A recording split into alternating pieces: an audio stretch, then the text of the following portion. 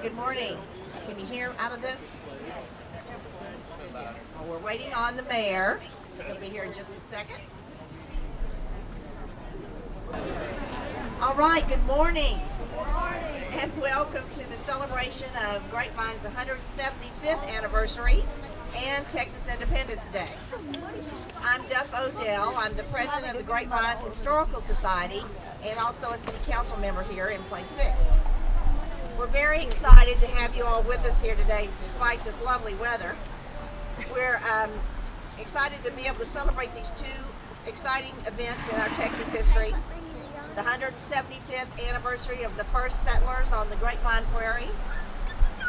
Many of our first settlers arrived in covered wagons, and they came from the eastern and midwestern states, and many of them hailed from Ireland and Scotland, and that's why you heard some bagpipes this morning in honor of those. And we're going to hear a lot about Grapevine today, how it came to be, and also how the Texicans in 1836 came to declare their independence from Mexico on March 2nd during the Texas Revolution. We have just a few guests here today. It's hard to see. Everybody looks kind of like a drowned rat out there under your umbrella, but I do want to recognize a few people that are here with us today. We have our city manager, Bruno Rumbelow. We have Councilman Chris Coy, who is also Scout leader. We also have Councilman Paul Slechta. Many of Grapevine's finest. We've got our police and fire out here, so we're always glad to have them. We have many members of our Grapevine Historical Society, so if you're a member, please raise your hand. And if you didn't raise your hand, we're going to give you an application right over here at this table because we want you to join today. We also have members. We have members of our Bayview Club.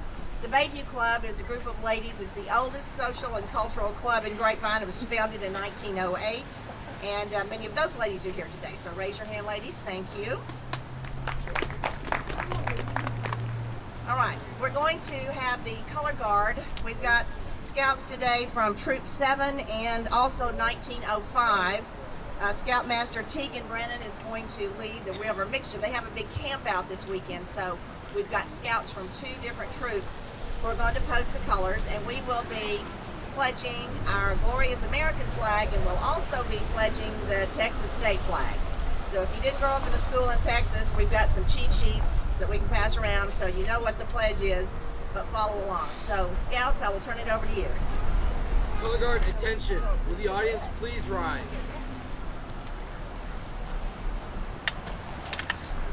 Color guard, advance.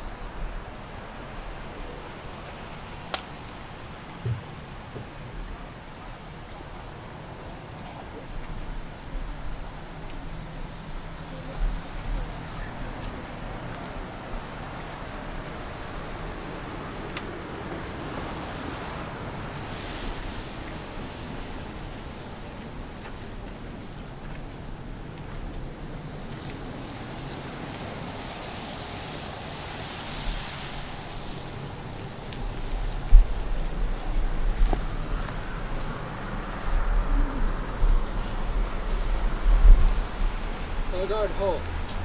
Prepare to post the colors.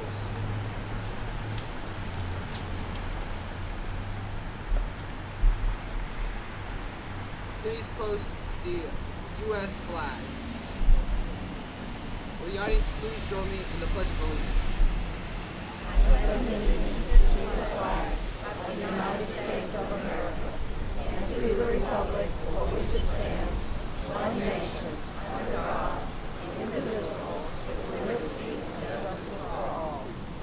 Color guard, please post the Texas flag.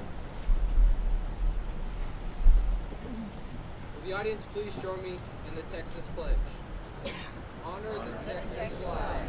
I pledge allegiance to Texas, one state, under God, one indivisible. 2. Color guard reform.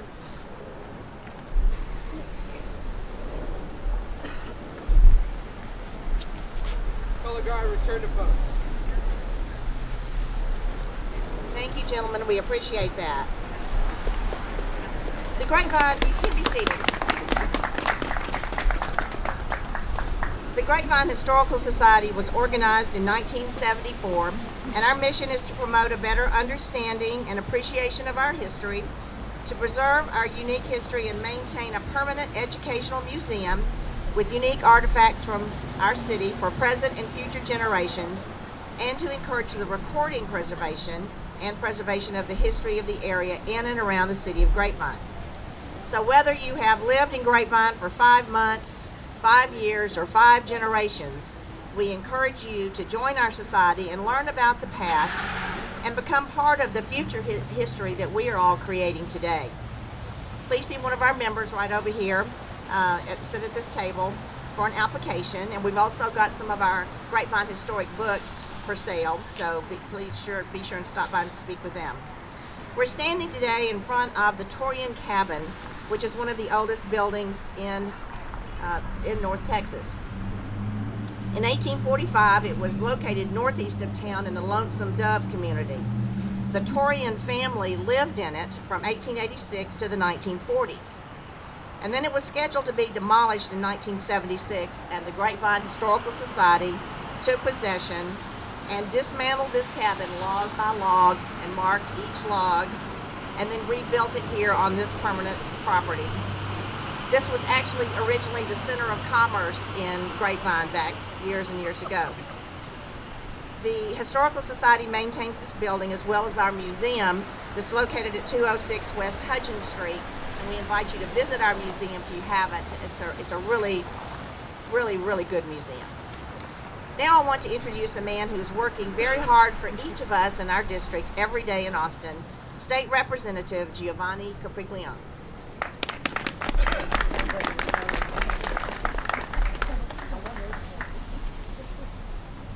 Hi everyone, good morning.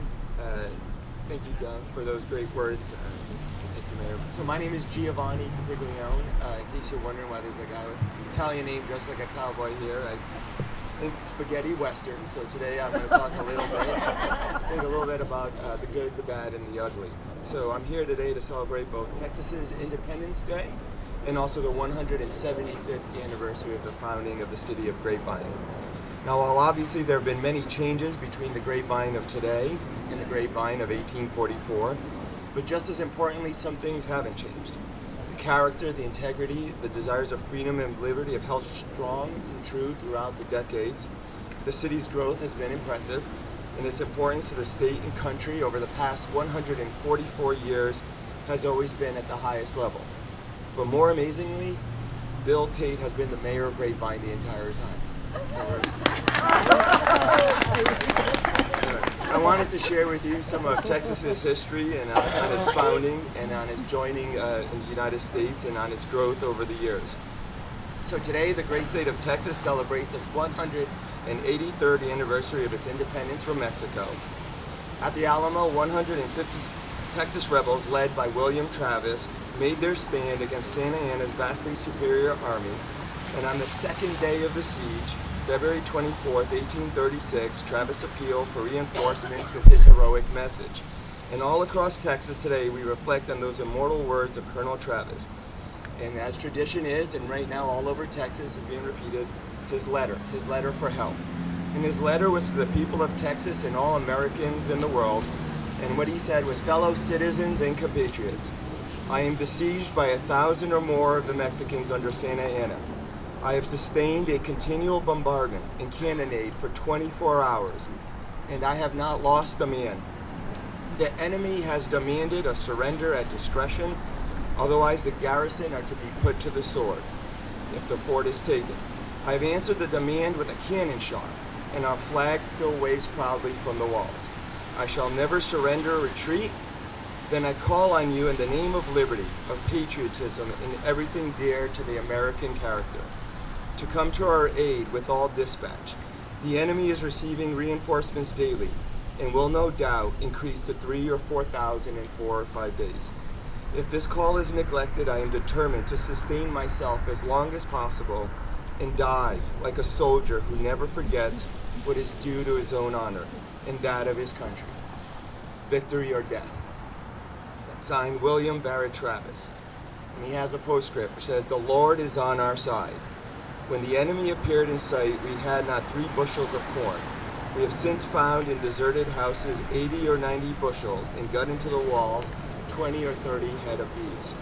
So in the midst of that battle, and while he sent that letter out, Texas would declare its independence on March 2nd, 1836. And after less than 2 months, the war was over and Texas was right after the citizens of the Republic of Texas had agreed to join the Union, right after the very first election of the Texas Representatives and Senate, in just 2 years after the founding of the city that would become Grapevine that we know. So I went back last night and I looked at the journal. So every legislature goes back and creates a journal. So I went back and we still have it in our museums. And what they did, the very first thing to do is to get a roll of the state's counties. So at that time in Texas, there were only 30 counties. Today we have 254 counties. At that time, it went from Austin County to Washington County, but there was no Tarrant County. That wouldn't come for another 6 years or 3 more sessions. The second thing they did was to enroll all their state reps. At that time, there were 52 state representatives, and today there's 150. They then decided to canvass the vote for the very first governor of Texas, and Mr. Henderson, the first governor of Texas, he ended up winning 7,800 votes to Mr. Miller's 1,600 votes. So that was a total of 10,000 votes of the entire state of Texas. To give you perspective, in November of this last year, the city of Grapevine had almost 20,000 votes alone. So the population of Texas at that time was 150,000, and today it's at 29 million. And Tarrant County had 650 folks inside of it. And so at the very beginning of that first legislative session, His Excellency Anson Jones, the President of the Republic of Texas, agreed to transfer power.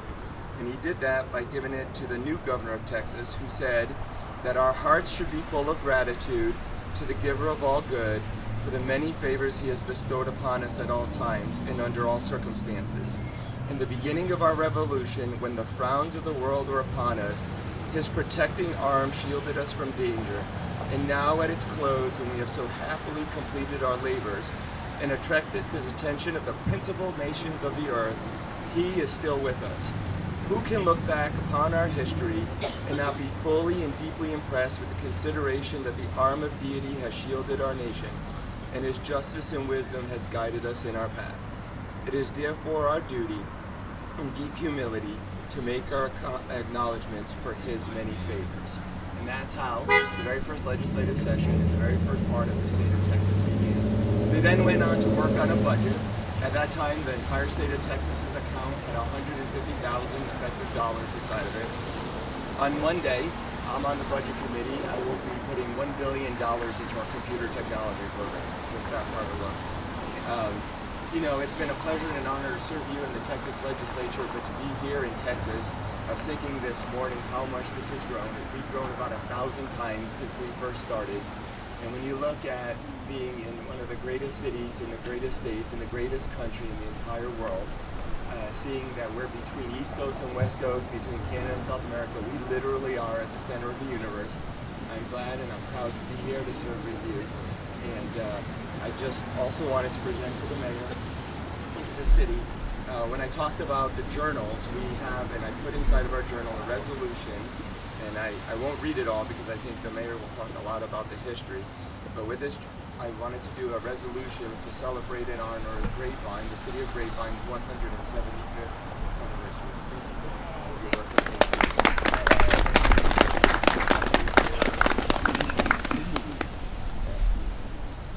Thank you. Thank you so much. We really appreciate everything you do for us in our district. And I would encourage everybody to do their homework and look and see the things that Geo is supporting and voting on, and those people who don't do that, and remember that the next time we have an election. Now I'd like to introduce our longest serving mayor, a man who has worked all of his adult life to make Grapevine a better place to live, work, and play. And he is the leading authority and expert on Grapevine history. He is going to tell us about how Grapevine came to be. Please help me welcome the Honorable William D. Tate. Thank you very much. You know, it's a cold and miserable day, and I'm told that during the siege of the Alamo, the weather was a lot like this. It was unusually cold and wet that spring, and the Mexican troops were not prepared for it. They had marched to Mexico City. They had the bright uniforms. Can't hear it? All right. Had the bright uniforms, but they didn't have the warm clothes, and they had hoped to live off the land, and the Texans had all the beef and the bushels of corn in the Alamo, and hundreds of them died of hypothermia. So I guess we can appreciate 150, 200 years ago where people didn't have warm clothes, had to live out of doors and endure this kind of weather. I have a hard time getting used to it myself.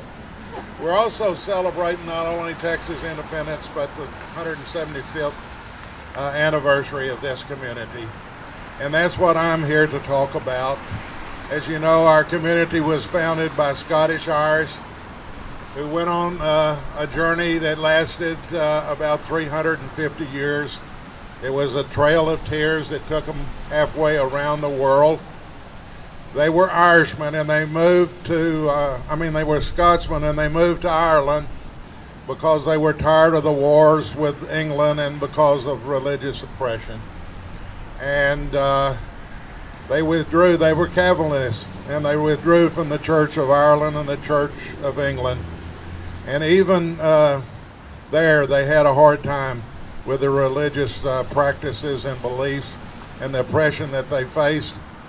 And so then they heard of America and the religious freedom here, and that people were traveling here for that. So they got on the boats and came to New York, and then passed through Philadelphia, down through the Wilderness Trail to Kentucky and Tennessee, where the land was poor, but it was cheap. And it reminded them of their homeland, the hills there. And they settled there, but they ran in trouble with the Native Americans who didn't like them being there. And they continued to suffer from poverty and hardships. And in 1840, in Missouri, they made the state of Missouri reached a treaty with the Native Americans there. So that sounded better to these settlers, and so they got on river boats, went up the Missouri River to Weston, Missouri, which is just outside of Kansas City, Missouri today. And the Missouri River had real fertile land in the bottom, lands along the river, and they bought land for 50 cents an acre, mortgaged it, built cabins, and planted their fields. And they thought at last they had found their fortune. In 1843, their first crop, the corn and the cotton and the hemp, was unbelievable. And before they could harvest it, though, it began to rain.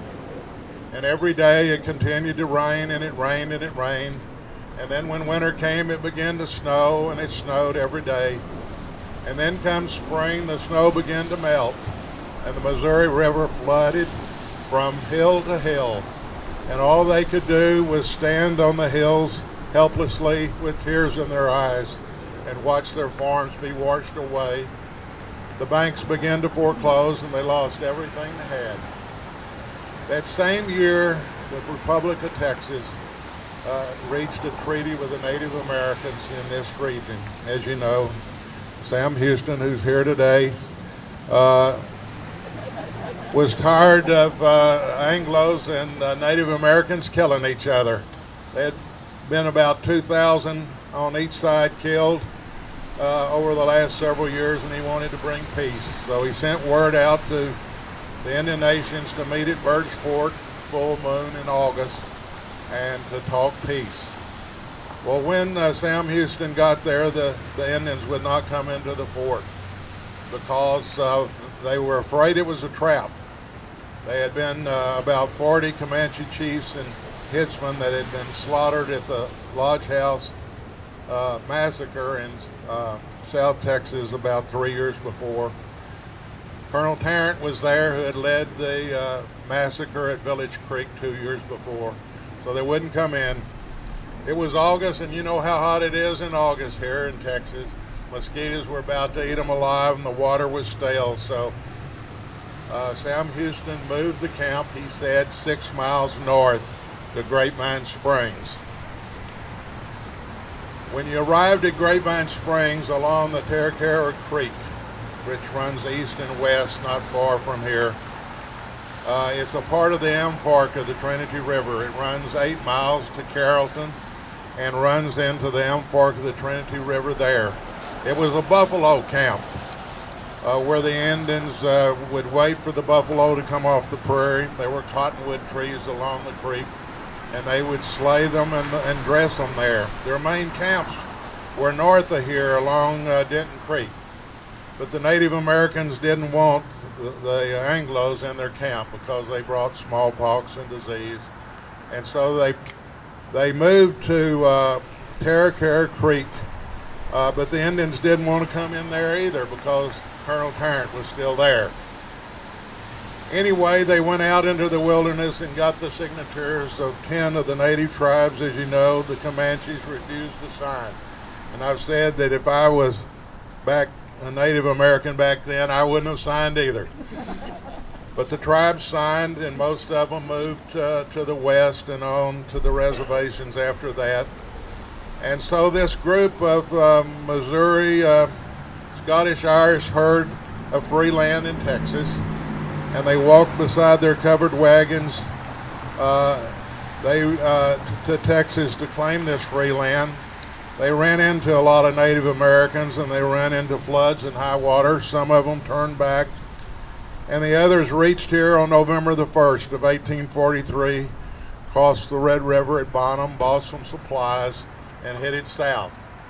The Peters colony required that when they entered Texas, they had to check into the headquarters of the Peters colony, which was at the headwaters of the White Rock Creek in Dallas.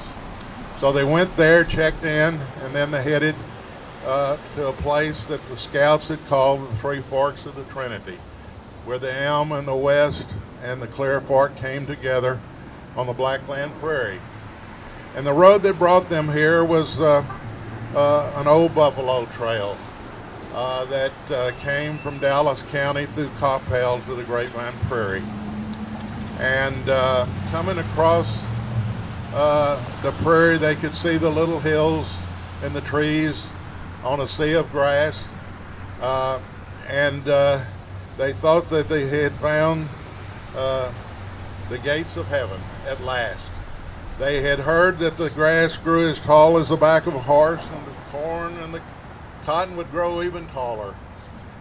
These religious people had very little except their belief in God.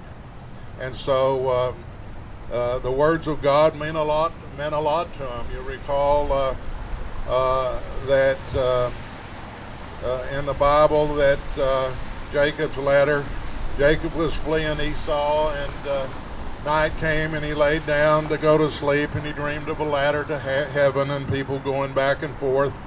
And the Lord came to him and said that, you know, this is the land that I give to you and your descendants that I've promised you.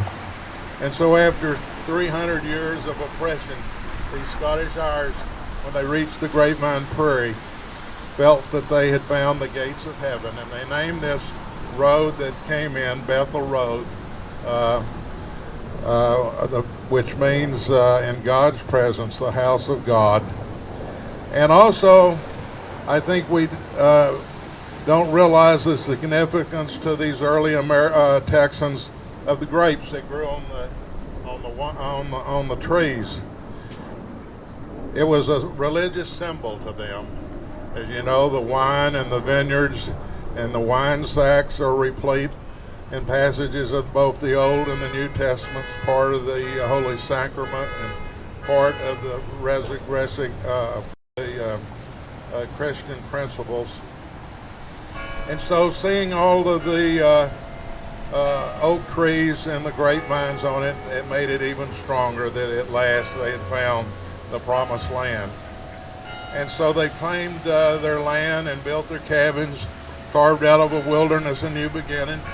It was a tough start. They had to have sentries stand guard while they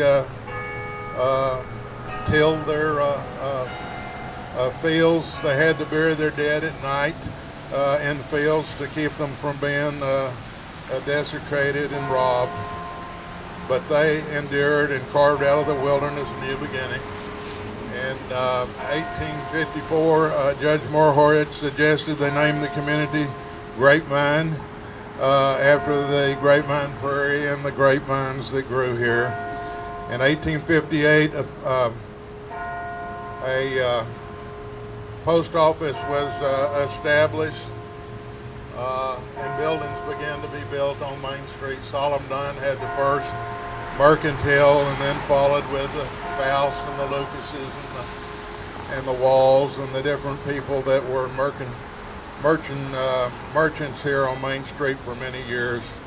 And our community was platted and began to develop. You know the story. We have the timeline. I'm not going to go through it because of the cold weather. We have a lot of some of the relics of that early time. The Victorian cabin and the Palace Theater has been restored. The Nash Farm's been restored thanks to all of y'all's hard work. We still got the Bastic factory and the old stills to replicate and to display, I think, some other artifacts that we can display to show the rich history of our community. Two things happened in the period that followed. You know, the people came here not for gold or silver or diamonds or rubies. They didn't come here for folklore or the mystique of Texas. They came for the land. And 175 years that have passed since then has changed the land a great deal.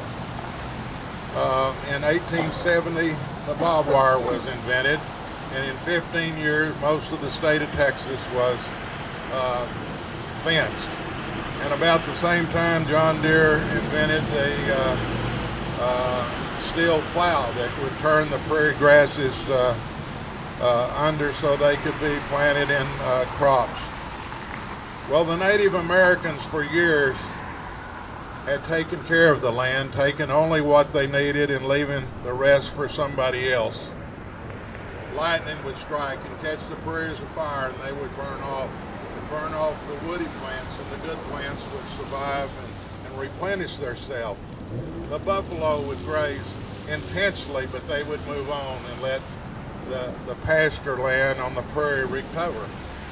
But the Anglos, when they started fencing the prairie, they overgrazed it, and the woody plants took over, and the good plants that were here when they arrived disappeared. And when they turned the tall prairie grasses under, those prairie grasses were part of an ecosystem. Their roots went extremely deep into the ground, and when the plow cut them, they said you could hear the singing of the, it was like a storm of music as the plow cut the roots. Some of them went 15 or 20 feet deep into the ground. One wheat farmer's daughter said it was a storm of music, the twang and the twang he heard the roots were cut. Nolan then said the wrong side up, and he was right, because when they turned the grass under and the roots came up, they aerated and lost a lot of the nutrients of the soil.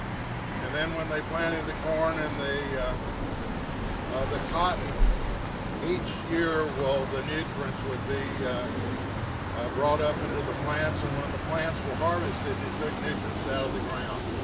So it wasn't too many years that the fertile soil of the Blackland Prairie disappeared. It would have not been able to have been farmed into the 20th century if it hadn't been for artificial fertilizers. There's only a few specks of real native Blackland Prairie left. They said if the Blackland Prairie was a body, it would represent only a portion of a fingernail that's left. There's some small spots. I know on my wife's farm in Hillsborough, her dad had a little meadow that had never been put to the plow. And he harvests that native prairie grass each year. And it's still there. And there's a few plots of native prairie grass that are still left.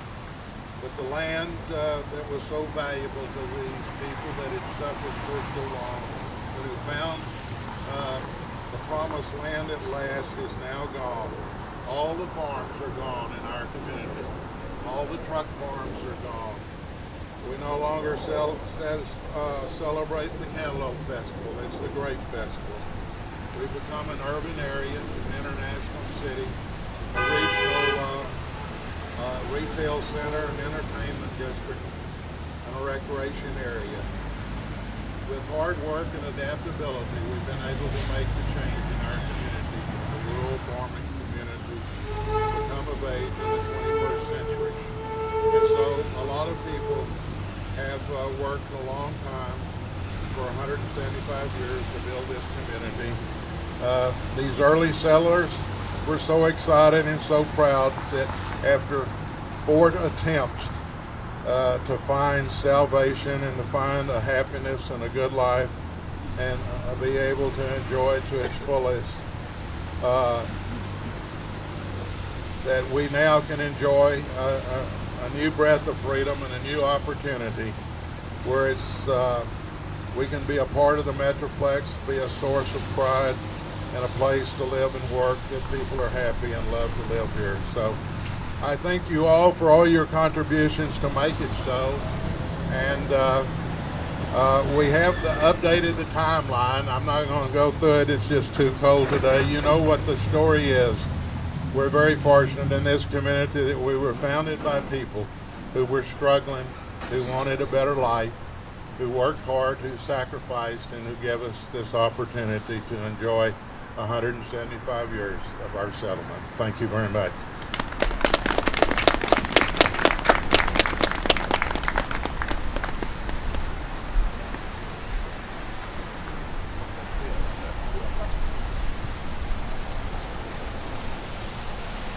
Thank you so much, Mayor. I learned something new about our wonderful town and its history every time I hear you speak. And we certainly appreciate the legacy that you have created here with your passion, your enthusiasm, and your commitment to excellence.